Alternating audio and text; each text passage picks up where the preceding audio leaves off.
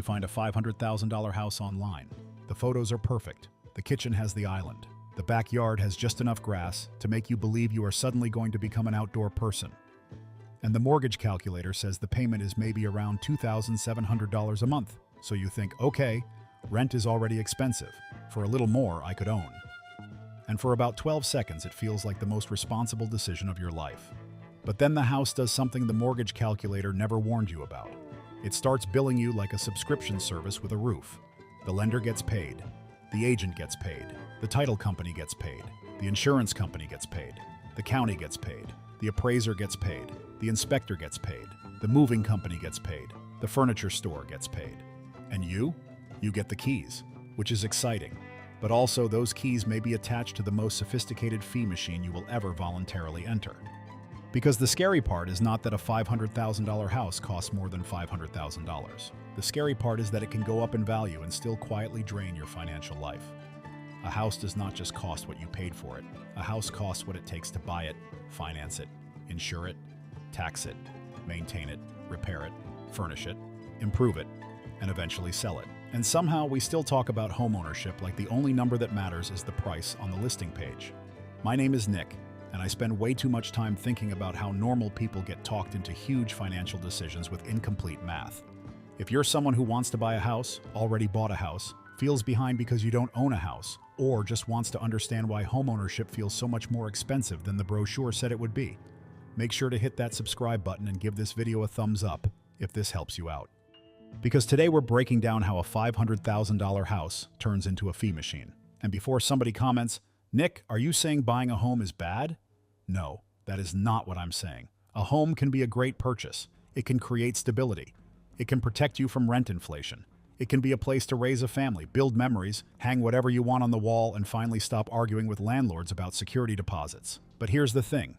A good life decision can still be a dangerous financial decision if you do not understand the fee structure. And that's where most people get wrecked, because they compare rent to a mortgage payment and they think that's the analysis. Rent, $2,600. Mortgage, $2,700. Difference, $100.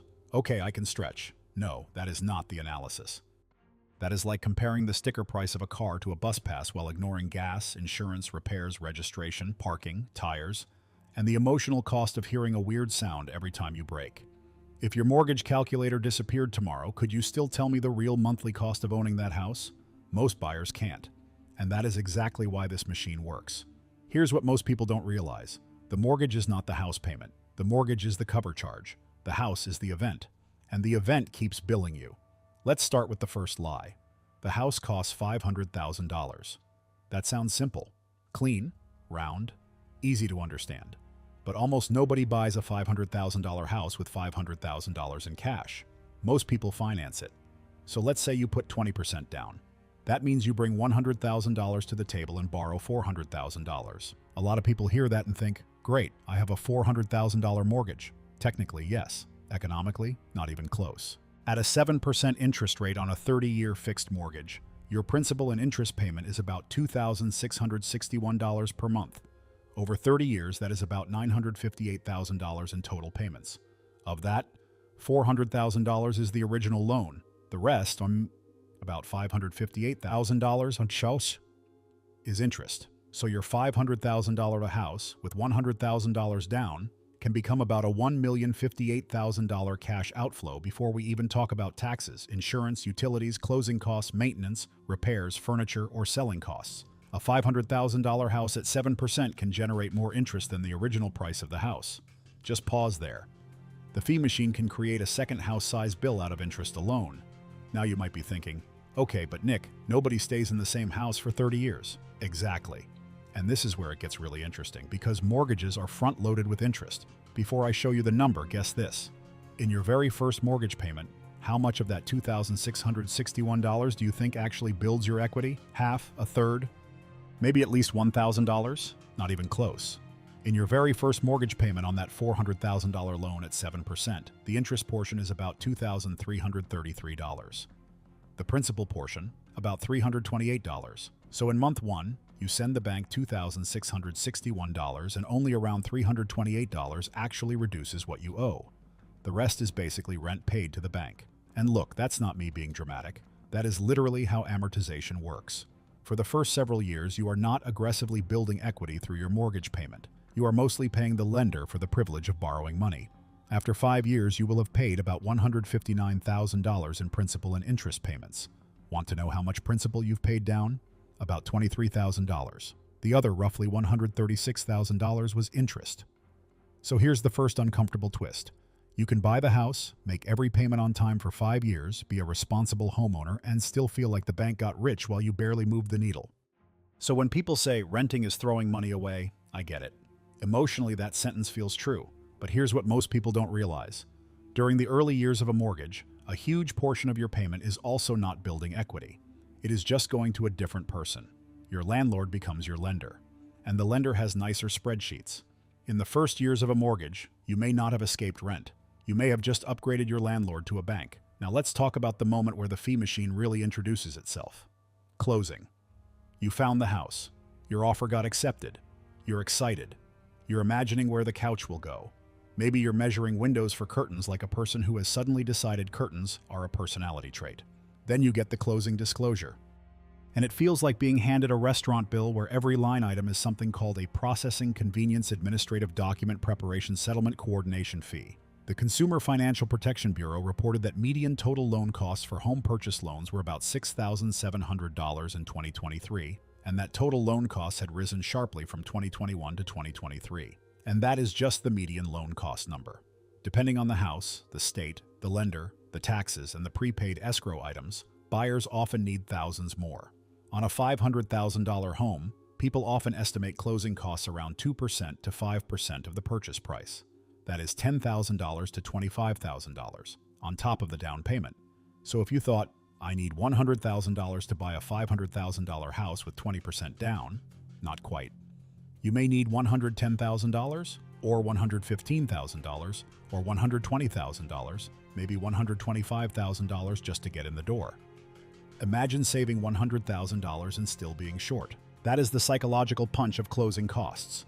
You did the hard part, and then the system says, great, now pay the cover charge. And those closing costs can include loan origination fees, appraisal fees, credit report fees, title insurance, escrow fees, recording fees, prepaid taxes, prepaid insurance, attorney fees in some states, and other costs that sound small until they all start stacking on top of each other. This is where the psychology gets dangerous, because when you're buying a house, you are already emotionally committed before you see the full bill. You've toured the house, you've imagined your life there, you've told your parents, you've maybe posted a vague story like, big things coming. So when an extra $14,000 shows up in closing costs, you do not evaluate it like a normal purchase. If someone called you randomly and said, hey, would you like to spend $14,000 on administrative fees? You would hang up and maybe report them. But when that $14,000 is standing between you and the house you already emotionally own, you rationalize it. You say, well, it's just part of the process. And that sentence, it's just part of the process, is one of the most expensive sentences in personal finance because it transforms scrutiny into surrender. If a random company charged you $14,000 in fees, you would demand an explanation. But put those same fees next to a dream house, and suddenly people call it normal. Now let's talk about the monthly payment trap. This is the number everyone anchors to. Buyers ask, what's my monthly payment? Lenders advertise, well, payments as low as. Real estate agents say you can afford this based on your monthly payment. And yes, the monthly payment matters. Obviously, you have to pay it. But the monthly payment is also the perfect way to hide the total cost. Because humans are really bad at converting monthly pain into lifetime consequences. Let's go back to the $500,000 house. You put 20% down, you borrow $400,000. At 7%, your principal and interest payment is about $2,661. But that is not your housing cost. Now add property taxes. Let's use 1.1% annually, which is a rough national-style estimate, though the real number varies massively by state and county. On a $500,000 house, that is $5,500 per year, or about $458 per month. Now add homeowners insurance. Let's use $2,400 per year. In some states with hurricanes, wildfires, hail, floods, or insurance market stress, it can be much higher. But we'll use $2,400. That is another $200 per month. Now maintenance. A common rule of thumb is to budget around 1% of the home value per year for maintenance and repairs. On a $500,000 house, that is $5,000 per year, or about $417 per month. Now maybe there's an HOA. Let's say $200 per month. So your $2,661 mortgage payment is now $2,661 for principal and interest, $458 for taxes, $200 for insurance, $417 for maintenance, $200 for HOA. That is $3,936 per month.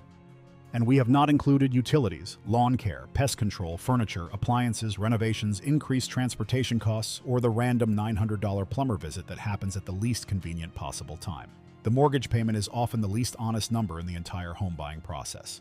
Not because it is fake, because it is incomplete. This is why homeowners say things like, "My mortgage is only $2,600, while somehow spending $4,500 a month on housing. Because the mortgage is just the cover charge. The real money is made inside the club. And here's the line I want you to remember. When you rent, the rent is usually the maximum you pay for housing that month. When you own, the mortgage is often the minimum. Rent is the ceiling. The mortgage is the floor. Yes, rent can go up. Yes, landlords build costs into rent. Yes, owning can work out beautifully over long periods. But month to month, the risk profile is different. If the water heater breaks in your rental, you call someone. If the water heater breaks in your house, you become someone. Rent feels like throwing money away because it is visible. Homeownership costs feel different because they arrive wearing different costumes. Now some of you are thinking, okay, but I'm not putting 20% down, I'm putting 10% down or 5% down because that's what I can afford. Fair. And sometimes that is the right move. But let's look at what happens.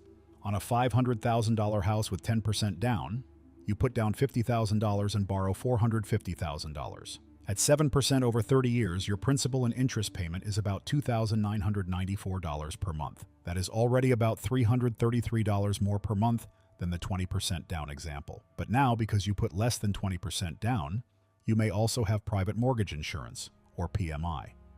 PMI varies by credit, loan type, down payment, and lender, but it can commonly range from around 0.5% to 1.5% of the loan amount annually. On a $450,000 loan, that could be roughly $2,250 to $6,750 per year. Monthly, that is about $188 to $563. So now your all-in housing cost might be $2,994 for principal and interest, $458 for property taxes, $200 for insurance, $417 for maintenance, $200 for HOA, maybe $300 for PMI. That is $4,569 per month. Again, before utilities and surprise repairs. And here's the weird part.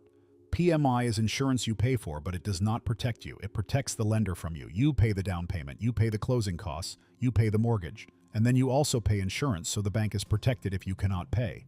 That does not mean PMI is always a mistake. Sometimes buying with less than 20% down makes sense. But PMI is not imaginary. It is not a rounding error. At $300 a month, that is $3,600 a year. Over 5 years, that is $18,000. That is not just a little extra. That is a used car. That is a year of daycare in some places. That is an emergency fund. That is money leaving your life because the lender wants more protection. Again, very adult, very annoying. PMI is one of the strangest fees in adult life. You pay it, the lender benefits from it, and somehow you're supposed to feel grateful you were allowed to buy. Now let's talk about hidden costs. Bankrate estimated that in 2025, the average annual hidden cost of owning and maintaining a single-family home in the U.S. was more than $21,000. That includes things like property taxes, homeowners insurance, utilities, internet and cable, and maintenance. More than $21,000 a year. That is $1,750 a month. And I know some people will say, well, utilities and internet exist when you rent too. True, but the point is not that every dollar is unique to owning. The point is that buyers mentally separate these costs from the house. They say, the house costs $500,000. Then they treat the actual cost of living in the house like background noise. But background noise becomes your budget. And the fee machine loves background noise. Because when costs are fragmented, you do not feel them as one decision. Property tax is one bill. Insurance is another. HOA is another. Utilities are another. Maintenance is another. The Home Depot run is another. The contractor invoice is another. The escrow shortage is another. If you had to write one monthly check to the house fee machine for $4,700, you would probably riot. But split the same amount across a mortgage payment, an escrow adjustment, a utility bill, a credit card swipe, and a contractor estimate, it feels like life. That's how the machine works. It does not punch you once. It taps your wallet every week. The fee machine works because it never sends one giant bill. It sends 12 smaller ones and lets your brain pretend they are unrelated. Now let me introduce a couple, Jake and Sarah. They're composite characters, but you probably know people exactly like them. Maybe you are them. They're in their early 30s. Combined income, $110,000. They've been renting a 2-bedroom apartment for $1,900 a month. Every Thanksgiving, someone asks when they're going to stop throwing money away on rent and start building equity. Their friends are posting key selfies. Their parents keep sending listings. The pressure is not subtle. So Jake and Sarah buy the $500,000 house. They put 10% down. They drain most of their savings. They get the keys. And for 6 weeks, life feels amazing. They are hanging pictures on walls they own. They are looking at outdoor furniture. They are walking around the house at night with a glass of water, just staring at things because it is theirs. Then the bills start. The dishwasher breaks 3 months in. $850 for a new one, plus installation. In the apartment, they would have emailed maintenance. Now they say, well, it's our house, we should get something nice. So they buy the quiet stainless model. The HVAC needs seasonal maintenance, $300 twice a year. They did not know HVAC maintenance was even a category of adulthood. Then the lawn, which looked charming in photos, reveals its real identity. A living invoice. It needs a mower, a trimmer, fertilizer, a hose, a spreader, and eventually a guy who says things like, your soil's compacted. In an apartment, grass is a park you walk past. In homeownership, it is a subscription service that grows out of the ground. Then property taxes get reassessed. Then homeowners insurance increases. Then the escrow analysis arrives. And this is where people feel betrayed. Because they thought a fixed-rate mortgage meant a fixed housing payment. It does not. Your principal and interest can be fixed. Your taxes and insurance are not. So your loan payment may stay the same while your house payment keeps moving. That is one of the sneakiest half-truths in housing. Fixed does not mean frozen. Now let's talk about escrow, because escrow is supposed to make everything feel neat. The lender collects money every month for taxes and insurance. Then they pay those bills when they come due. Simple, convenient. Until the escrow analysis shows up and says, hey, remember how we estimated your taxes and insurance? Funny story. Now your monthly payment jumps, or you owe an escrow shortage, or both.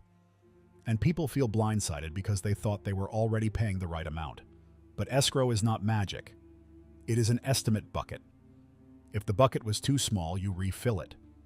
And because taxes and insurance can rise, the bucket can keep getting bigger. This is why a house can feel affordable at closing and uncomfortable 1 year later. Not because the mortgage changed, because the parts around the mortgage changed. A fixed-rate mortgage can still produce a rising payment. That sentence should be printed on every open house flyer in America. Now this is where the psychology becomes really important. The fee machine is not just financial, it is emotional. When you buy a house, something changes in your brain. Before the offer, you are comparing options. After the offer is accepted, you start defending your future. You imagine the couch. You imagine the backyard. You imagine the kids. You imagine the dog. You imagine yourself becoming the kind of person who owns a pressure washer and has strong opinions about mulch. And once your brain thinks, this is my house, every new cost stops feeling like a warning and starts feeling like an obstacle. The inspection finds an old roof. You say, we'll deal with it later. The lender says cash to close is higher than expected. You scramble. Insurance comes in higher. You adjust. The monthly payment is uncomfortable. You stretch. Because emotionally, you are not deciding anymore. You are trying not to lose the future you already pictured. That is why home buying is so dangerous. Not because buyers are dumb, because buyers are human. And the industry knows that by the time the biggest fees appear, you are already attached. Ask yourself this. Would you still want the house if every hidden cost had to be paid in cash on the front lawn before you got the keys? This is where it gets really interesting. Home ownership also changes your spending standards. Your old couch looked fine in the apartment. Now it looks sad in the new living room. Your old dining table looked normal.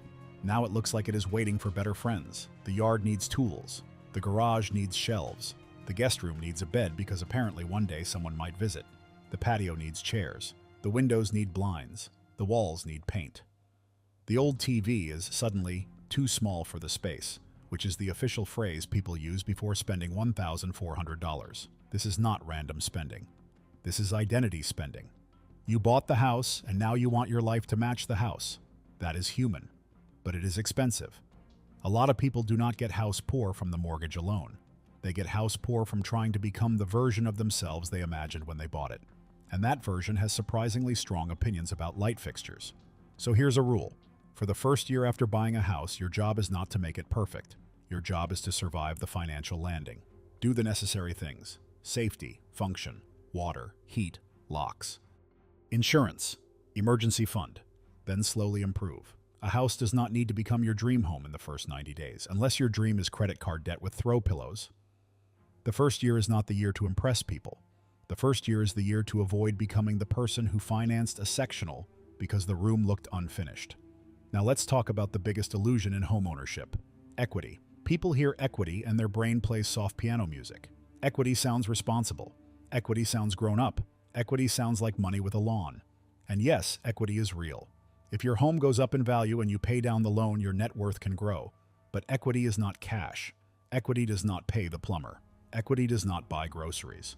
Equity does not replace the furnace unless you borrow against it, sell the house, or refinance. And all three of those have costs. Here's the part people hate hearing. Equity can make you look wealthier on paper while your monthly cash flow makes you feel broke in real life. That is the trap. You can technically be building wealth and still be financially stressed every single month. Now you might be thinking, okay, but the house appreciates. That's the point. Yes, maybe. And appreciation matters, but appreciation is not the whole story. Let's say Jake and Sarah buy the $500,000 house, and 5 years later it is worth $580,000. That sounds amazing. They made $80,000. But did they? Over those 5 years, they paid interest.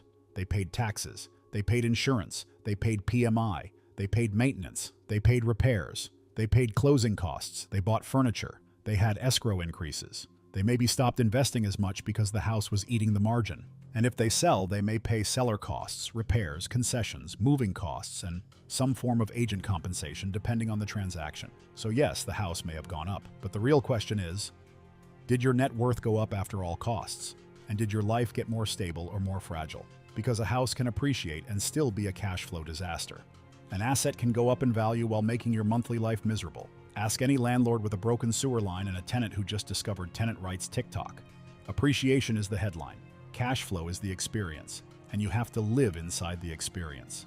Now let's talk about maintenance, because maintenance is where homeowners discover that everything in a house is secretly a countdown timer.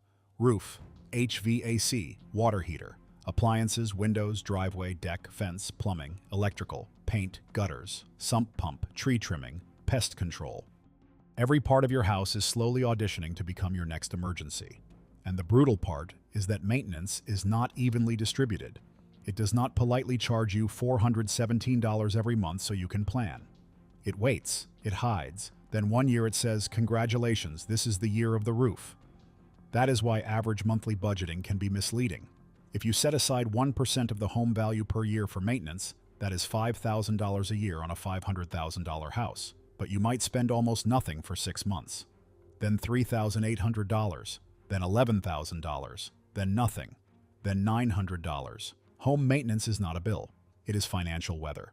And most people buy the house during sunny weather. They do not budget for storms. Now you might be thinking, okay, but if I buy a newer house, I can avoid a lot of that.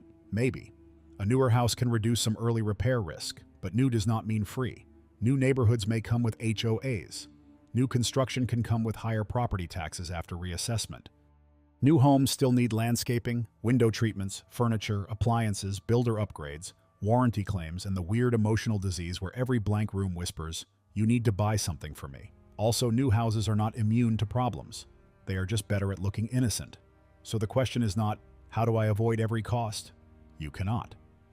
The question is, how do I buy with enough margin that normal ownership does not become a crisis? Margin is the whole game. Margin is the difference between a house being a home and a house becoming a hostage situation. If a $5,000 repair would force you onto a credit card, the house is not affordable yet. It is just approved. If the house only works when nothing breaks, the house does not work. And this brings us to one of the most dangerous words in home buying: pre-approval. A pre-approval is not a budget. It is not a recommendation. It is not a financial plan. It is a lender saying, based on our formula, we are willing to let you borrow up to this amount. That is it. The lender asks, can this person technically make the payment? You need to ask, can I make this payment and still have a life? Those are different questions. Your life is not a debt-to-income ratio. Your life is daycare, groceries, medical bills, car repairs, retirement savings, emergency savings, trips to see family, birthday gifts, job risk, energy bills, the dog eating something weird and needing an emergency vet visit at exactly the same time the water heater decides it has completed its earthly mission. The bank can approve you for a house that quietly makes you poor. Approval is not affordability. It is permission to borrow. And if you buy at the very edge of what the lender allows, you are not buying a home. You are buying a monthly tightrope. Now let's talk about the rent versus buy debate, because this is where people lose their minds. People love saying renting is throwing money away. And yes, rent can feel brutal. You pay every month and you do not own the building. I get it. But owning is not magically keeping every dollar. Owning is converting some of your payment into equity while also paying interest, taxes, insurance, maintenance, transaction costs, and surprise expenses. Some of that builds wealth. Some of it disappears forever. You should not compare rent to the mortgage. You should compare rent to the unrecoverable cost of owning. Mortgage interest, property taxes, insurance, PMI, HOA, maintenance, repairs. Closing costs spread over the years you stay. Selling costs spread over the years you stay. That is the owner's version of rent, the money that does not become equity. If that number is close to rent, buying may make sense financially and emotionally. If that number is way higher than rent, buying might still make sense for lifestyle reasons. But stop pretending it is automatically the cheaper choice. Sometimes renting is not throwing money away. Sometimes renting is buying flexibility. Sometimes owning is building equity. Sometimes owning is buying stress in monthly installments. The correct answer depends on math, time, location, stability, and your actual personality. And yes, personality matters. Some people should own because they value control and stability. Some people should rent because they move often, hate maintenance, or need flexibility. Some people buy a house because they want a home. Other people buy a house because they are trying to win an argument with Instagram. Please do not finance your life based on a motivational reel filmed in someone else's kitchen. Renting can be throwing money away. Owning can also be throwing money away. The difference is that owning often lets you throw it away while feeling morally superior.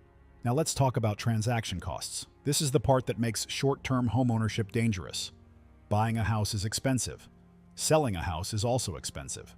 Commissions, seller concessions, repairs before listing, staging, transfer taxes, moving costs, title costs, attorney fees in some states, and the emotional cost of strangers walking through your house judging your backsplash. If you buy a house and sell it 2 years later, appreciation may not save you. Let's say you buy at $500,000. You pay $15,000 in closing and moving costs. 2 years later, the house is worth $535,000. Sounds good. You made $35,000, but then you sell. Maybe selling costs, repairs, concessions, moving, and transaction expenses take $30,000 to $40,000. Suddenly, your $35,000 gain is not a gain, it is a hallway. You walked through it and arrived roughly where you started, only more tired. That is why buying only makes sense when you think in years, not vibes.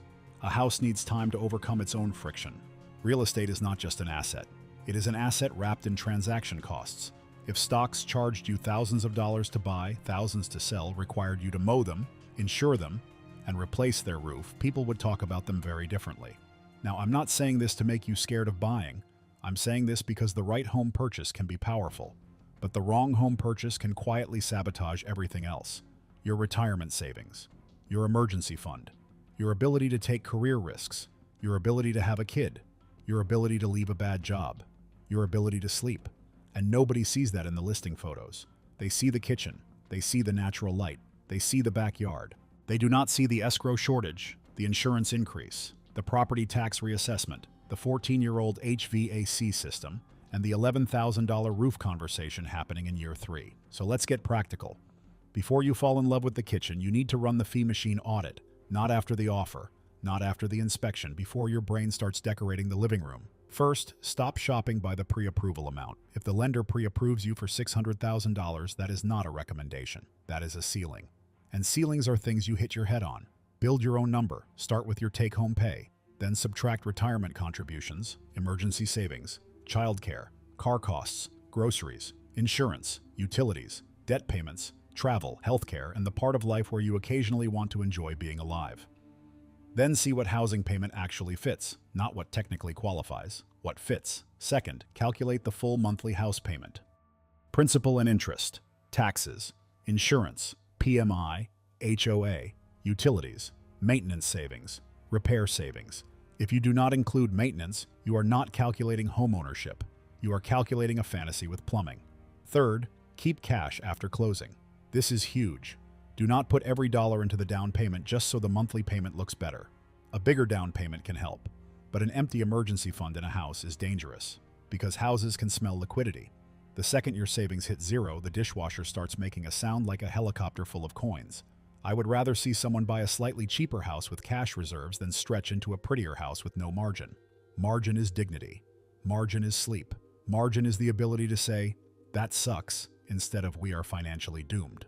The best house is not the most expensive house the bank allows. It is the house that lets you sleep after the water heater dies.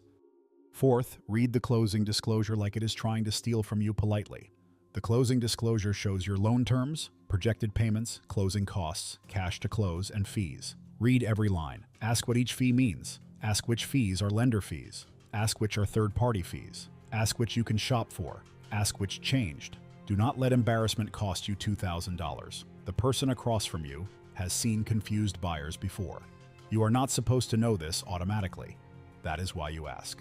Fifth, get the inspection, but do not treat it like a magic shield. An inspection is not a guarantee. It is a snapshot. The inspector cannot see inside every wall. They cannot predict every failure. They can miss things. But a good inspection can reveal expensive risks. Old roof, foundation issues, electrical problems, plumbing concerns, HVAC age, drainage problems. And if the report is scary, do not emotionally negotiate against yourself. Get quotes. Ask for repairs. Ask for credits, or walk. Walking away from a bad house is painful. Buying it is worse. Sixth, budget for the first year shock. The first year is often more expensive than people expect because you are learning the house. You discover what the previous owner tolerated. Loose railing, bad grading, leaky faucet, old appliance, weird smell in one room that nobody mentioned because apparently disclosure forms do not have a checkbox for haunted basement energy. Set aside a first-year repair and setup fund, not just an emergency fund, a separate "this house is annoying" fund, because it will be. Seventh, know your 5-year plan. If you may move in 2 or 3 years, be very careful. A house can still be worth buying short-term in some markets, but the math needs to be strong. Do not buy just because rent feels emotionally offensive. Renting for another year while you build cash, stabilize income, or learn a city is not failure. It is strategy. The housing market rewards patience more often than panic. Now let's address the big objection.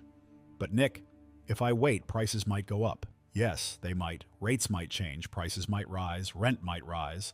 Life is full of annoying variables, but buying a house you cannot comfortably afford is not a hedge against uncertainty. It is uncertainty with a mortgage. Do not let fear of future prices push you into present fragility. You cannot control the market. You can control your margin, and margin is the only thing that protects you when the market stops being cute. Here's another objection. But real estate always goes up long term. Maybe broadly over long periods, in many places nominal home prices tend to rise, but you do not live in the national housing market. You live in one house, in one neighborhood, bought at one price with one loan during one phase of your life. National averages do not pay your roof bill. And even if the house appreciates, your experience can still be financially stressful if the carrying costs are too high. An asset can go up in value while making you miserable in cash flow. Here's the psychological shift I want you to make. Do not ask, "Can I buy this house?" Ask, "Can I own this house calmly?" That word matters. Calmly. Can you handle the payment? Can you handle the taxes rising? Can you handle insurance increasing? Can you handle a $5,000 repair? Can you still invest? Can you still live? Can you still sleep? Can you still make decisions without every surprise becoming a crisis? Because the goal is not to own the most house possible. The goal is to own a house that does not own you back. Let's build one final example. Buyer. A buys a $500,000 house at the edge of their budget. They have $8,000 left after closing. Their all-in monthly housing cost is $4,600. They save almost nothing monthly. The house appreciates. Great. But then the HVAC fails. $9,000. They use a credit card. Then insurance rises. Then daycare rises. Then they stop retirement contributions temporarily. Now they own a house that is going up while their financial life is going sideways. Buyer B buys a $425,000 house. Less impressive. Maybe no perfect kitchen. Maybe the yard is smaller. Their all-in monthly cost is $3,700. They keep $35,000 in cash after closing. They save monthly. They invest. They handle repairs. They upgrade slowly. 10 years later, buyer A may have the nicer house. Buyer B may have the calmer life and higher net worth. This is the part people hate. The best financial decision often looks less impressive on closing day. Nobody throws a party for we bought under budget. There is no HGTV episode called Reasonable Compromise with Strong Cash Reserves. But that is where wealth is built, quietly, boringly, without needing to finance a water heater at 19.99%. So before you buy, run the fee machine audit. What is the full monthly payment including taxes, insurance, PMI, HOA, utilities, and maintenance? What would the payment be if taxes rise 15%? What would it be if insurance rises 25%? How old are the roof, HVAC, water heater, windows, and major appliances? How much cash will you have after closing? What are the closing costs? What are moving and setup costs? How long do you realistically expect to stay? What happens if one income drops? Can you still invest? Can you still maintain an emergency fund? Can you still say yes to normal life? If the answer requires everything to go perfectly, the house is too expensive. A good housing decision should survive normal bad luck, not catastrophic bad luck. Normal bad luck. A repair, a tax increase, a job wobble, a medical bill, a car problem. Life is not an exception. Life is the baseline. Your housing budget should not be built for the month where nothing goes wrong. It should be built for the month where life acts normal. The bottom line is this: a $500,000 house does not become a fee machine because houses are evil. It becomes a fee machine because buyers are trained to focus on the wrong number. The price, the mortgage, the pre-approval, the monthly payment. But the real number is the ownership cost, the full ecosystem, the recurring charges, the hidden friction, the repairs, the emotional spending, the transaction costs, the future increases, and the psychological pressure to keep saying yes once you already imagined yourself living there. Homeownership can be one of the most powerful financial moves you ever make. But only if you buy the house and keep control of your life. Not if the house takes your cash, your flexibility, your sleep, and your ability to say no. So before you buy, slow down, run the full math. Question every fee, keep cash, budget for maintenance, respect taxes and insurance. Do not let the lender choose your comfort zone, and do not confuse approval with affordability. Because the most expensive words in home buying are not, "We found the perfect house." The most expensive words are, "We can probably make it work." Probably is not a plan.